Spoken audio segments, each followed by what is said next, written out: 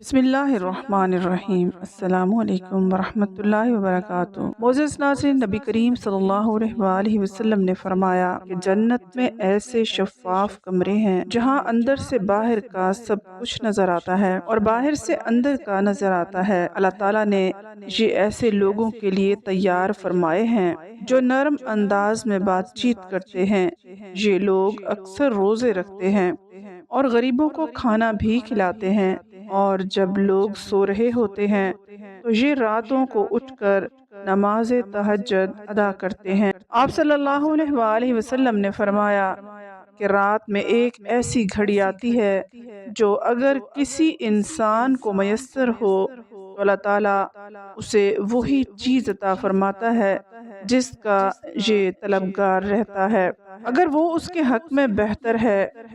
رات کے اس پہر جب تمام لوگ میٹھی گہری نیند کے مزے لے رہے ہوتے ہیں، تب انسان کا بیدار ہونا یقیناً ایک مشکل کام ہے۔ دن بھر کی تھکن کے بعد جب انسان رات کو سکون کی نیند سوتا ہے تو پھر اپنے نفس کو قربان کر کے اٹھتا ہے، کیونکہ رات کا اٹھنا اور خاص طور پر سردیوں کی راتوں میں اٹھنا یہ یقیناً ایک بہت ہی مشکل کام ہے۔ لیکن آپ لوگوں نے سوچا ہے کہ یہ ہوتا کب ہے؟ یہ تب ہوتا ہے جب آپ کو کوئی بہت بڑی طلب ہو، آپ کی بہت بڑی خواہش ہو، آپ کو اللہ سے پیار ہو، آپ اللہ سے باتیں کرنا چاہتے ہوں۔ اور پھر بات بھی کب؟ جب آپ سکون کی نیند سونا چاہتے ہیں۔ اور یہ بہت بڑی سعادت کی بات ہے کہ سردیوں کے سرد راتوں میں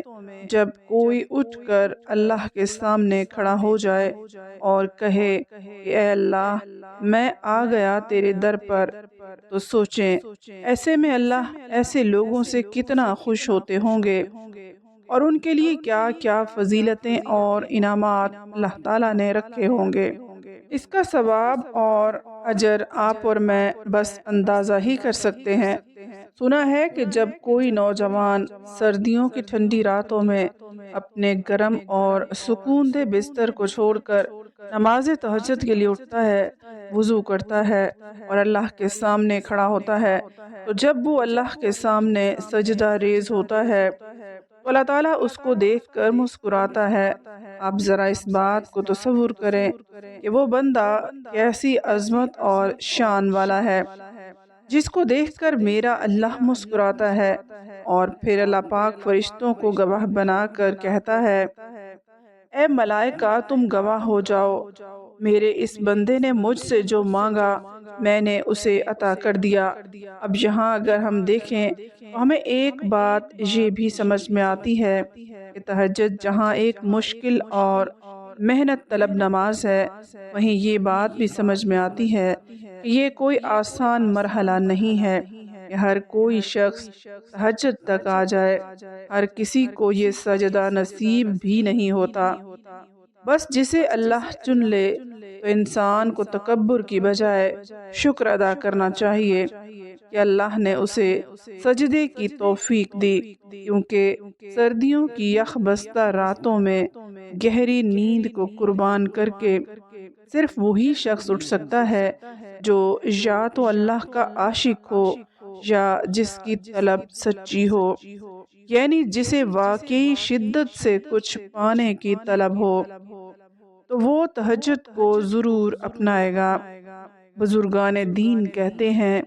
کہ اگر کسی کو واقعی کسی چیز کی طلب ہے، اس کی نیت اس چیز کے لیے سچی ہے اور وہ چاہتا ہے کہ واقعی اس کو ملے، تو پھر ایسے شخص کو چاہیے کہ وہ تہجد کو لازمی پڑھے، کیونکہ تہجد کا یہ وقت بہت قیمتی ہوتا ہے، اور روحانیت کی بلندیوں پر پہنچنے والے بہت سے لوگوں نے اس وقت کو اپنا کر بہت کچھ حاصل کیا ہے۔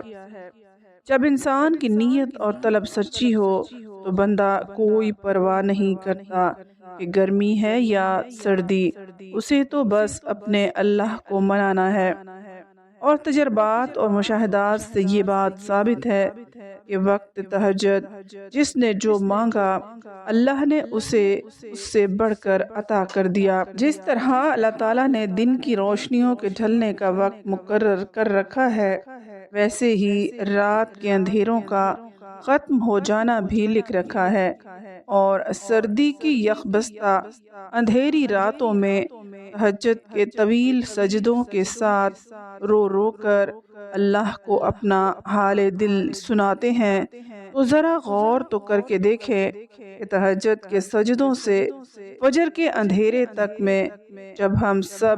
غم اللہ کے حوالے کر دیتے ہیں، تو فجر کی روشنی سے اللہ ہمیں یہ بات سمجھا رہا ہے کہ میرے بندے، میں ایسے ہی تمہاری زندگی کے اندھیروں کو دن کے اجالوں میں بدل دوں گا، جیسے میں رات کو دن میں بدل دیتا ہوں۔ تو اللہ کو تہجد کے سجدوں میں مناتے رہیں اور اپنی زندگی کے اندھیروں کو دن کے اجالوں کی طرح روشنی میں بدلتے رہیں۔ اللہ تعالیٰ ہم سب کے لیے آسانیاں پیدا فرمائے اور تمام لوگوں کی دعاؤں کو قبول فرمائے۔ آمین ثم آمین۔